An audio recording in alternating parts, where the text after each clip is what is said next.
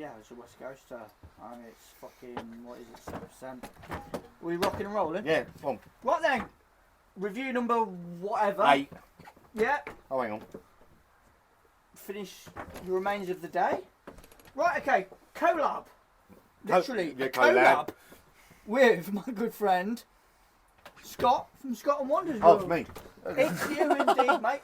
We're taking a look at a beer from Garage Beer Co. out of Barcelona and Stigbergets out of Sweden. Barcelona. Just a beautiful horizon. Oh, sorry. Nightglow. What? West Coast IPA, 6% ABV, and it is giving absolutely jack shit away on information other than just addresses and bare bones ingredients. We've done we need. This is supposed to be a West Coast showcase. West Coast showcase. And it's not going very well. Well, you know, we started off all right, mate. Torpedo. The other two have been a bit ropey. You can't have them all. You can't have them all. It is what it is. So you got this from Trembling Madness. It's looking pretty good. The proper colour. Proper colour. I quite look at that.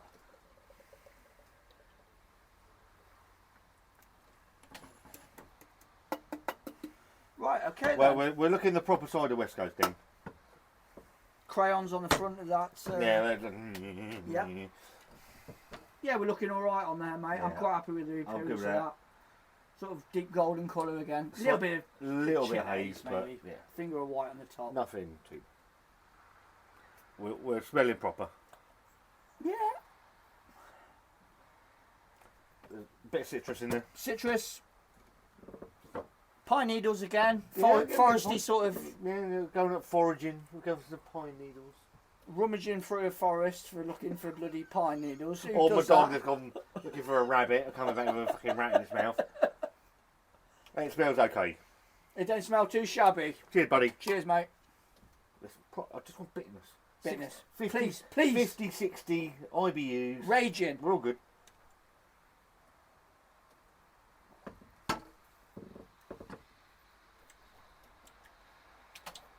Bitterness is there. Yeah, it's there. It's not massive. aggressive.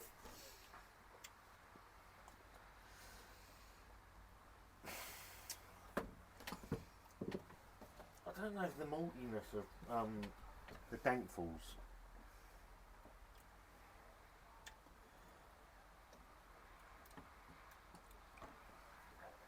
Okay, for me, it's all grapefruit bitterness, fruit bitterness. Yeah. A smidgen of pininess in there just to finish things off. It's not ruthless. Yeah, are we expecting that from this? I don't know. Are we? I've got myself into a bit of a cul-de-sac. We've pinned ourselves in here, haven't we? I've got myself into cul-de-sac with West Coast, where I'm expecting when you call yourself a West Coast IPA, I want certain things from it.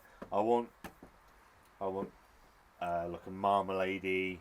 I want a grapefruity bitterness. I want the pine. I want that resinous. I want that slightly jammy. And I have to appreciate that not every West Coast is like that. It's going to deliver that. I agree with what you're saying.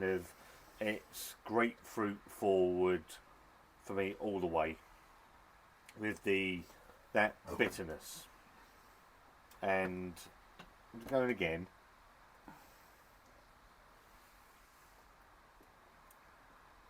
There is some pithiness. Yeah.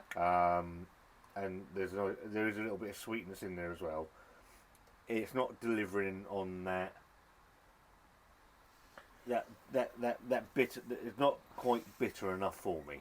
Yeah, it's a very nice beer.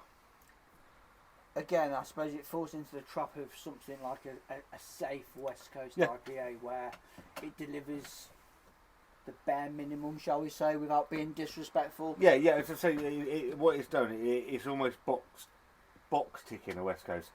We got this, yes.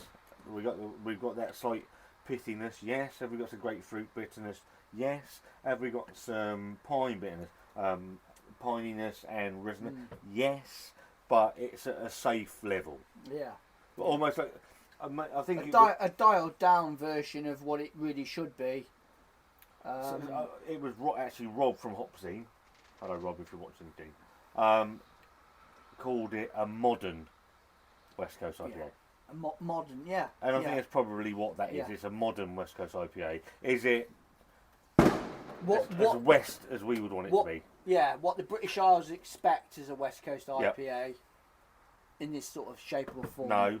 No. We want the American. We want the real McCoy, don't we? And it's really tricky because it doesn't make it a bad beer. No, it's not bad. It's very drinkable. It's very nice. It's very drinkable. There's no inkling of that 6% ABV. That's hidden quite nicely. It has got the characteristics of an OG West Coast IPA, but for our palates, very dialed down. Yeah, it's you've used it as a safe West Coast, and it is. It's not a bad West Coast. No. It's just. It smells more ruthless than it is on the taste, actually. Yeah. It smells. a rack out there. I mean, it smells really dank. It's got that dankness about it. It's got what punk IPA is called spiky. Spiky, yeah, spiky. It's got that spiky, spiky. spikiness to it, and it doesn't pull through. But it doesn't follow through on the taste. Which is a shame.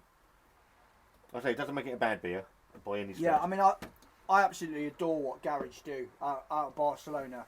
I mean, their flagship IPA Soup, fucking cracking IPA, really. They make some quality beers. They like to dabble with the old school stuff.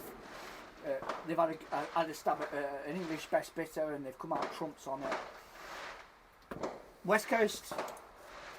This is the first beer I've had from Garage. I know you sing their praises very highly. I do. I think they make some cracking stuff. And I'm not going to sit and slaughter that beer. I can't do it because it is nice. It's just, it's not quite where I would. It's not over the line. Yeah. Over the finish line. Yeah. It's like a run. It's just if you're a 100-meter runner, it's coming in like third with what it's trying to do. It's a very nicely made beer. It's just lacking a couple of bits and pieces. Bit like Linford Christie when he was up against Ben Johnson and obviously Carl, this one is on drugs. What was his name? Carl Lewis. Carl Lewis. Always threw it, wasn't he? Also, and yeah, I think it probably puts that where it's a really nice beer. It's just not where as a Oregon Trail, Oregon Eagle, all these things, Game Over. It's just not at that level.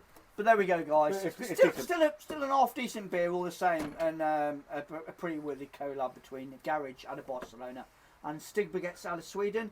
This is their Nightglow, a West Coast IPA at 6% ABV. It's all right. Yeah. See you on the next one. Yeah. Yeah. In. In.